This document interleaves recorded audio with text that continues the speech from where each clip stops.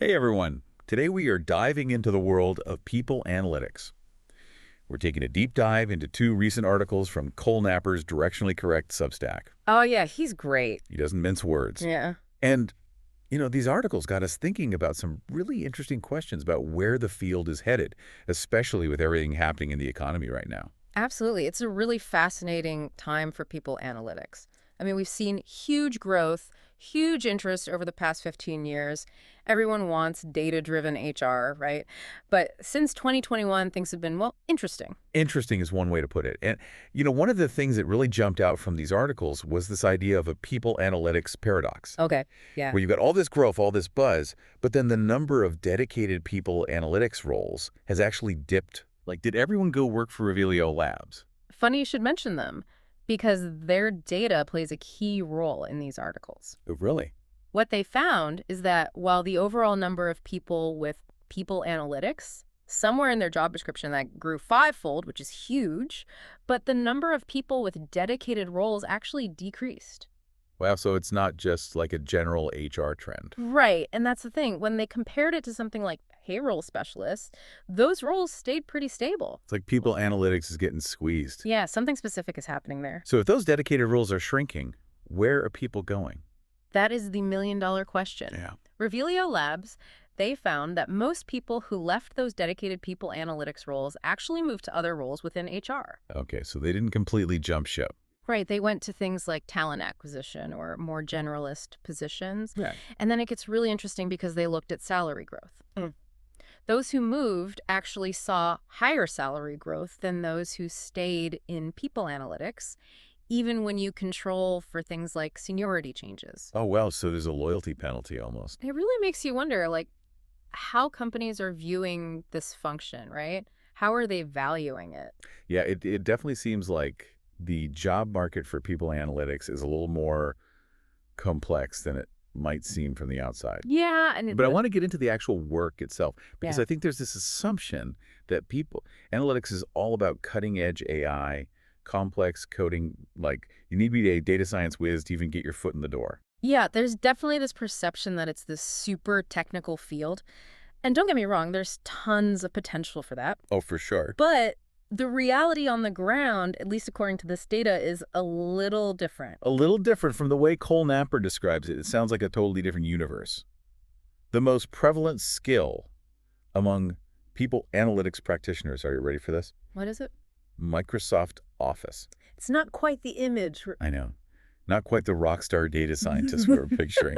No, to be fair, research skills, those have grown in importance, which is good. Okay, that makes sense. But get this, SQL proficiency has actually declined. Really? It really makes you think, what is actually driving value right now in people analytics if it's not necessarily these very advanced technical skills?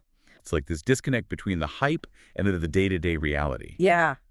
And is that maybe why, when times get tough, organizations might be quick to cut people analytics roles? Totally, because if they see someone just using Excel, they're like, well, anyone can do that. Exactly. And that takes us to, I think, the heart of it. Yeah. Can people analytics actually move the needle on business success? Yeah, like how do you even measure that? Exactly. What did these articles have to say about that? Well, they highlight some really compelling research, again, from Revelio Labs. Yeah. They developed what they call a prestige model. A prestige model. Yeah. Now I'm intrigued. Yeah, so basically they looked at things like team size, salary levels, years of experience to kind of identify companies that had people analytics teams that you would consider more prestigious. Gotcha. So like the elite of people analytics.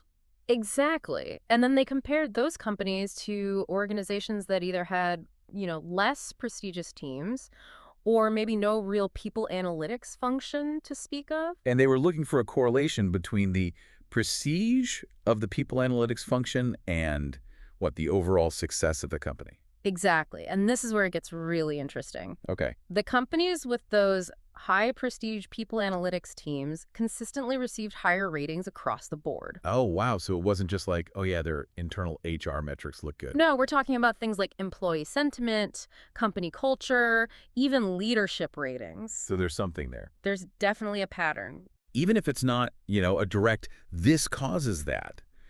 The fact that companies that are investing in people analytics are also doing better in all these areas that says something. Exactly. It challenges that notion that people analytics is just this siloed HR function. Right. When it's done well, it can influence the entire employee experience, which then impacts everything from customer satisfaction to ultimately the bottom line. So it sounds like there's a real opportunity here for people analytics to own that broader impact. Absolutely. But if we're talking about proving value, measuring ROI, what does that look like in practice? That is a fantastic question and the perfect place to pick up in part two. It's like analytics almost needs to get better at speaking the language of business. Oh, I like that. Instead of just, here are the numbers. It's like, here's how those numbers connect to the things that you, as a business leader, actually care about. Right. Like, what's the story behind the numbers? Exactly. And making those connections crystal clear.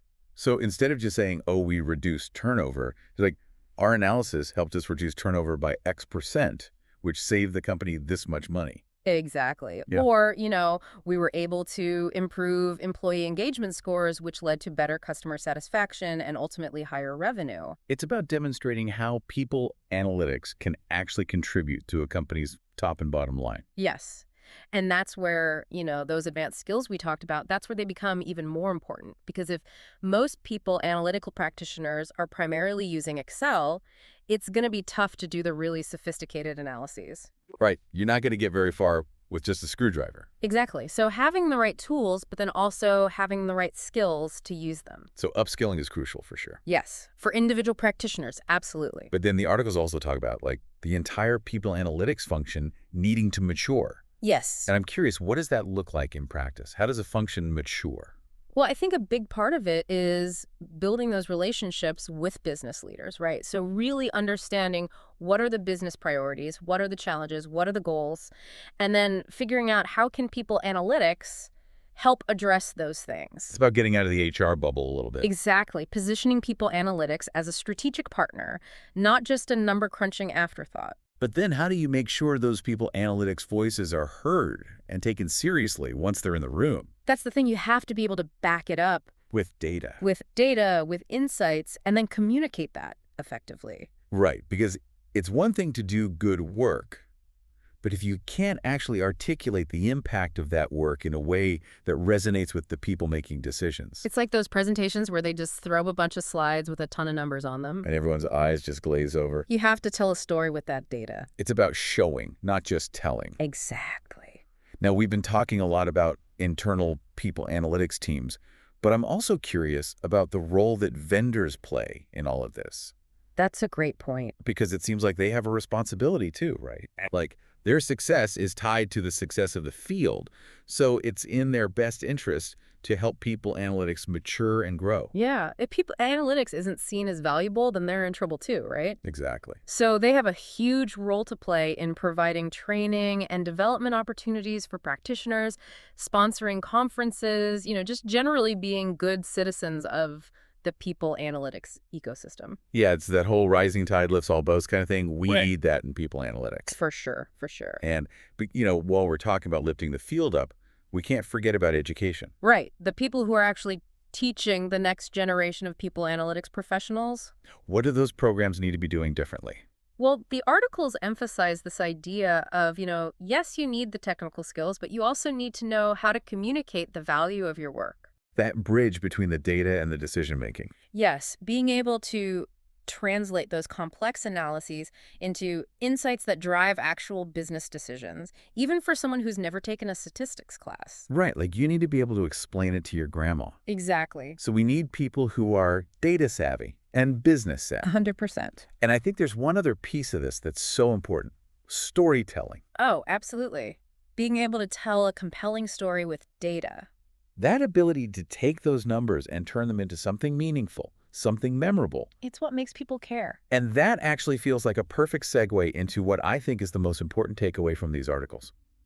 Cole Napper, he doesn't mince words.